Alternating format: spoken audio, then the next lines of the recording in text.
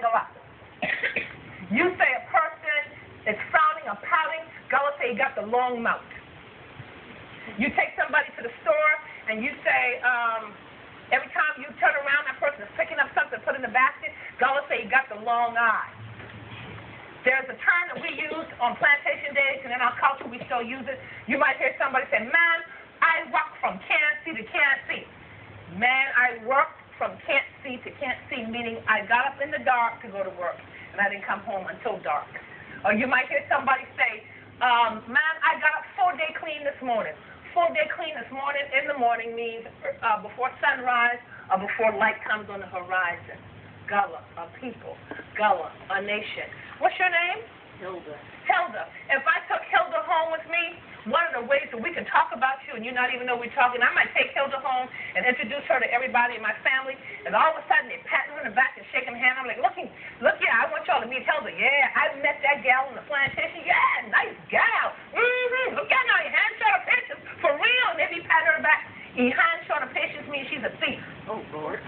Your hand short of patience. She wouldn't have known, if you're not a part of culture, you wouldn't have known what it meant. And we say words like, we might create a sentence, and when I say this, you're not going to know what it means. Milk ain't dry off your mouth yet. Milk ain't dry off her mouth yet. Look, yeah, I know how Hilda get that job. Milk ain't dry off her mouth yet. Meaning the person is too young to handle the job that they've been given. Milk ain't dry off your mouth yet. Or you might hear somebody say, man, Mama give me all these jobs to do, and she want them done before she gets home. She must be, no, dog got 4 feet, can't walk but one road. Dog got 4 feet, can't walk but one road, meaning I can't do but one thing at a time. Gula, a people. Gula, a nation. You say eat, Gula say grease your mouth. Or you might hear them say nyam, which is a heavy Jamaican influence. Nyam and grease your mouth, meaning to eat. Food in Gula is bitter. That's heavily influenced by a Jamaican term that they use a lot, bitter. You might hear somebody say, well, when you don't respond to somebody, or I ask you a question, you don't answer, I'll say something like, what's your name? John. John. Man, I asked John a question, and he ain't even crack his teeth for speak. Crack his teeth for speak, meaning he didn't respond, he didn't answer. Gula, a people, a nation. Now, one of the things we did to keep our spirits up was to tell stories. And this story that I'm going to tell you is how Adam got his Adam apple. Now, all you Adams out in the audience, I know you know how you got that thing in your neck, but for those of you that don't know, I'm going to tell you the story and how Adam and Eve came into existence. First, I'm going to tell it to you in English, and then I'm going to tell it to you in my best Gula. So I'm going to slow it down when I tell it to you in Gula, but get the gist of it from telling it to you in English. How Adam got his Adam apple. When Father first made the world, it was all covered over with water. There was no decent place for any animals or any human beings to live. Father saw that there was no light on the earth for people to see to get around. So he made the sun for the day and the moon and the stars to be light in the night. Father made a good garden, and he put so many things in the garden that he didn't have enough time to tend to the garden.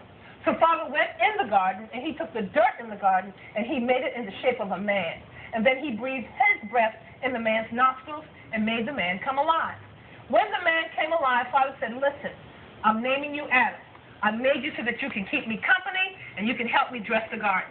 So Father took Adam home, and they dressed the garden and got the garden prepared, and Adam did a good job. But after a while, Adam got lonely. He wanted someone else to talk to. So he went to Father and asked Father, could he provide another hand to help him in the garden? So Father asked him, well, do you think you need somebody else? Really? And Adam said, yes, sir. I really could use some more help in the garden. So when Adam turned and started to go back to work, Father made Adam drop asleep in the garden. And I'm going to end the story there. Now I'm going to tell you the story of how Adam got his Adam apple in Gula from beginning to end.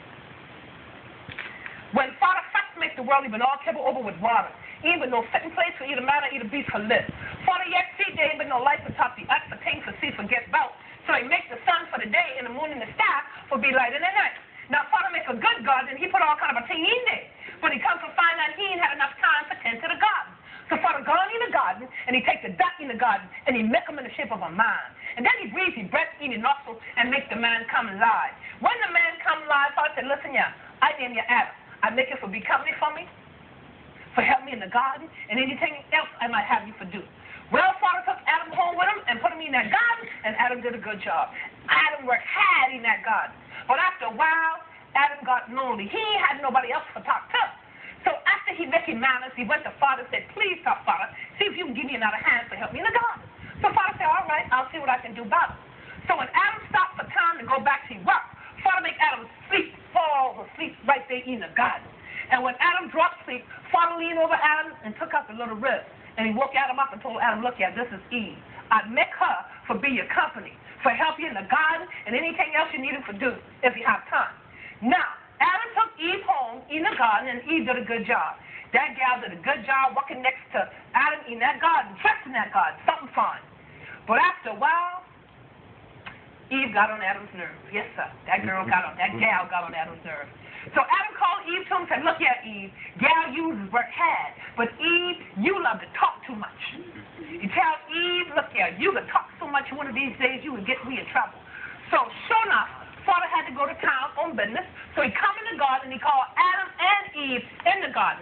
And he said, look here, I'm going to leave the both of y'all in charge of this whole garden. Now y'all can have anything in this garden you can want to take. So Adam said, what's that, sir? Father said, you can have anything except for that young apple tree back there. If you touch it, you're going to die. Adam said, yes, sir. Yes, sir. See, Adam knew Father was serious about that garden. And Father went on about his business, and Adam went on back to work, and Eve, she'd have stand up in the garden and show off. Yes, sir.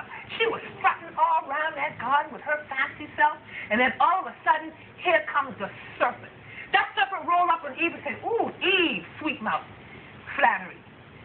Eve, gal, you look good. Eve said, yes, sir. Take your stuff. The serpent said, well, look here. Father do take well highly of you and Adam to leave the both of y'all in charge of this whole garden? Eve said, yes, sir. He leave us in charge of the whole garden and tell us we can have anything except for that young apple tree. If we touch that, we're going to die. That time the serpent cocked his ears and started to laugh. Yeah! Father just said that because he wanted all the apples for himself. And the next thing you know, that serpent sweet-mouth Eve and sweet-mouth Eve and sweet-mouth flattery. And Eve took a chunk of that apple. Adam come in and go and say, Eve, gal, you never got to tell us not to eat the apple, gal. Your breath was going to get us out of trouble. I knew that was going to happen. But the next thing you know, just like an old woman, Eve sweet-mouthed Adam and sweet-mouthed Adam. Adam took a chunk of that apple. Father come in and God said, Adam! Adam got some nervous apple, went down his throat and come back up and been stuck. Ever since that day, that's how Adam got his bad apple. Thank you.